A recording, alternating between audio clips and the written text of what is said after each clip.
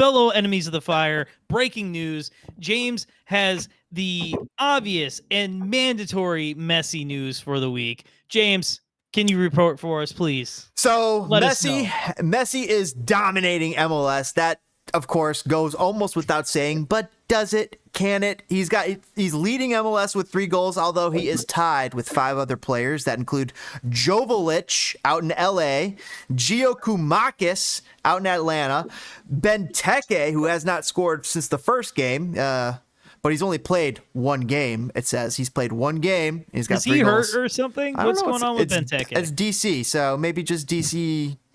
DC being DC. And Anthony, not Mark Antony. I'm just saying plain old Anthony. He can be your hero, baby. He's out in Portland. He's got 3 goals as well. Guess who is leading MLS in assists? I don't know if you're going to believe it. Leading in assists, huh? Shaq, man. No. Who is the league leader of assists? They take a bite out of life. Oh, no fucking way. Suarez? Sharkman? Luis Suarez is the league leader in assists with 3. I love how everybody fell for that crap about his knee. Like, he just wanted to get out of Brazil, man. He's just lying. He don't want to hustle anymore. Delgado, Gomez, Gressel, I'm also seeing amongst those assist leaders, but Suarez leads the league with 3 alone atop. Miami is fun to watch this year, win or lose, man. They won 3-0 earlier against Nashville, who's pretty decent themselves. Key passes leader is Lucho Acosta. We got the luxury of getting to see him in person, and he's a player who could dice you up. He was quiet against the Fire a little bit. They did well to keep him contained, but still, you could see the magic that was inherent within Lucho. He's got 14 key passes, leads the league. Next up is Carlos Hill. And then Edward Loven with 12. So 14, 13, 12 for Acosta, Hill, and Loven. And then Martin Ojeda with 9. So some very good players there. The league leader in shots, Cucho Hernandez. No, that makes a lot of sense. With 19, Leo Messi with 18, Dennis Bouanga with 17, Shankale, I love that name, Thomas Shankale. Where's Kuipers in that list? 17, yeah. Holy shit. Shots on target, Cucho, Ricky Puig, Leo Messi, Bakrar from NYC. Touches, Ricky Puig, Jordi Alba with 312, Aiden Morris from Columbus, doing very good, and Andreu Fontes. So the league leaders in touches, man, they are Ricky Puig. Wow. Yeah, I kind of forgot about him, but he just silently is having like a great career over in LA. And they keep building crappy teams around him. You know, like. So that's the real quick roundup of MLS stats, which are, which was interesting. But here's what I wanted to talk about with Messi. Messi, of course, dominant. We all know it. We've been, some of us have been enjoying it, enjoying the ride. Some of us don't like fun. Right. But what's nuts is here are the numbers from Messi's last game. And I'm not talking to this one that was played today. No, the Montreal game, right? But this is the game they played against. It was the last week's game against Nashville in the same tournament. So, okay. So this week was the second leg where they won 3-0. Last week they won like 2 to something, 2 to 2 or something, tied or 1. I don't know. But either way, the numbers were about 250K total. Messi is not bringing in the numbers here on cable TV. This was shown on FS2, which is in 52 million homes, and TUDN, which is in a lot less, but it hit 137,000 on FS2, it hit 101,000 on TUDN. These are numbers for a Messi game. I wonder what is going on with Apple numbers. I'm wondering if they see a boost for Messi games, and I'm wondering if they're seeing drop-offs for other MLS teams. It has me a little nervous about the future of MLS. James, don't Don't be so reactionary, bro. I'm just concerned because, with Messi, I think we were kind of all expecting a bit of a bump. And the bump happened, but it was more like it's like you come to a speed bump rather than a hill. And we all thought it'd be a hill. Like soccer would start elevating in America. And it kind of just went up. It's like, oh, Messi's here. That's nice. Pat on the head. Here's the thing. You're getting your bumps at the stadium. Mm-hmm. Right? That's where you get your numbers. I mean, Chicago Fire had the biggest MLS. They're one of their biggest openings since 1997-98. So you're right. Maybe MLS clubs are seeing a bit of that attendance boost in addition. But will it last? Do you think it's going to stay? And what needs to be done to make the impact of Messi be as long-standing and as important to the history of MLS as David Beckham was? If you want the truth, in my opinion, I honestly think that you're looking at the wrong numbers. In my opinion, two things.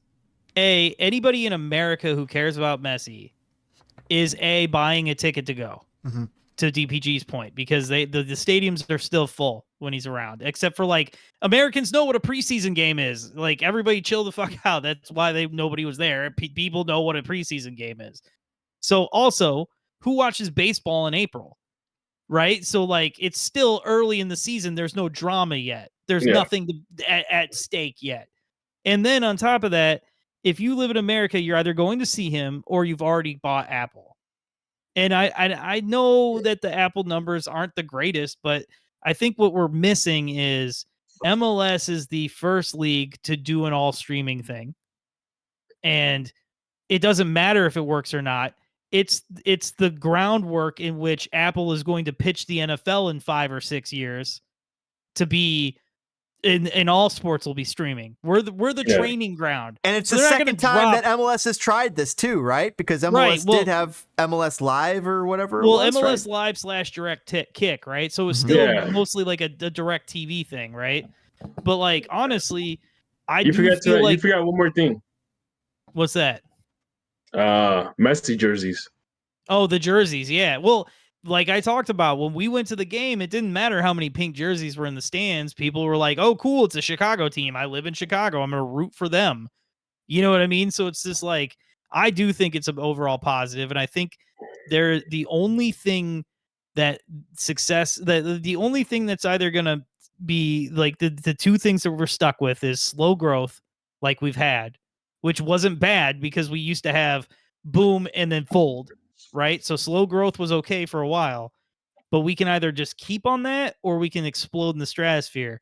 And the only thing that's going to change is they're bending the rules to make a super team in Miami. And I love it because let's get rid of the rules. So we're at the precipice here of these next 2 years. There has to be a lot of rule changes, a lot. I actually mentioned this on the Fire Discord server. If this league wants to take off, you got to get rid of Don Garber. He was good for the lean years when the league was struggling, but as Toke said, we're at a point where you need to bring someone else that could elevate it even further, and that might require these MLS teams to start operating as independent companies, for lack of a better word, or clubs, independent clubs. I'm with you on that, but I'm going to tell you, I think that's a hard sell unless you give these owners a timetable. Over the next 10 years, we're going to count up all the points in the bottom 3 teams, then get your first relegation, right? I feel like you can't just be well, we'll do it next year. You have to give it a huge on-ramp for it to ever work here. I honestly think that as much as I would like the idea of relegation, it might not happen. MLS might turn into the style of the NBA, MLB, NFL, where you have teams that are independent owners, but they still operate under a single entity. Right. Real quick question, an aside. Who do you think makes the most in attendance per year? NFL, MLB, NBA, NHL, MLS? Oh, it's NFL. NFL easy. But You got hockey and basketball you guys are wrong. have smaller arenas. You guys are wrong. It's actually MLB by a country friggin' mile. It would blow your it's because they have so many games. That's why. They almost like 40. They skew the numbers. So it actually skews the numbers. So when I knew it was almost like a trap question, because NFL is like definitely number one, but as far as tickets per game. But when it comes to all tickets sold, it's MLB by like 40 million or something. Oh, I'm sure. So this is how these MLB teams that are in small markets that only have like 9,000 people at a stadium, this is why it works for them. This is why they're able to afford some of these things. And it makes me realize about MLS, like when MLS, you're a fan of your team. You're not a fan of the league. Like, you're not a fan of the MLB. You're a fan of the White Sox or the Cubs, right? Yeah. And the same thing. I will say this as an old head, as a guy who's been in the MLS for a while now at this point, it was very much early on like, I want the Fire to win, but if anybody else is doing anything else, man, like, go get them. Like in Champions League tournaments. Yeah, like when RSL tried to win the Champions League, and like, I would cringe when we'd look so amateurish to the rest of the world. But like now we're at a point where it's getting pretty legit, even though like, yes, there's a bunch of quote unquote chuckle fuckery, but like that's happening all over the world. Like I said, everybody wants what MLS has, is that closed system. Right. I know all the fans. We all want the romance of Europe, but they're looking into doing this. So like, yes, that's what's weird about soccer is like all these other leagues, NFL, MLB, NBA, they are like the bee's knees. All of the leagues kind of look to those, where MLS looks across the pond, and that's interesting. And like I was saying, that you're not necessarily a fan of the league, you're a fan of the team, but at the same time, in all those instances, MLB, NHL, you're a fan of the stars of other teams. You are definitely fans of stars of other teams, are you not? Like, I appreciate so many stars in the NFL, in the NBA, in the MLB, in NHL, like that aren't necessarily on my team. However, I'm not, and I don't go out of my way necessarily to watch them, but maybe there is a game on where I do get to go watch Shohei Ohtani, and I'm like, you know what? I'm gonna tune into this game. It is a draw for me to watch Shohei Ohtani at least once per season. You know what I mean? I will say this: that all depends on your fandom. How big of a fan are you of your local team, or of various sports, or various sports. So, like for example, I wouldn't waste my time watching any other MLS team but the Fire. I'll go walk in snow to go watch the Fire, and I've done it before. You wouldn't. By the way, though, every MLS game is on cable free this weekend. You wouldn't watch any other game that was free, even if. Let me add on one thing.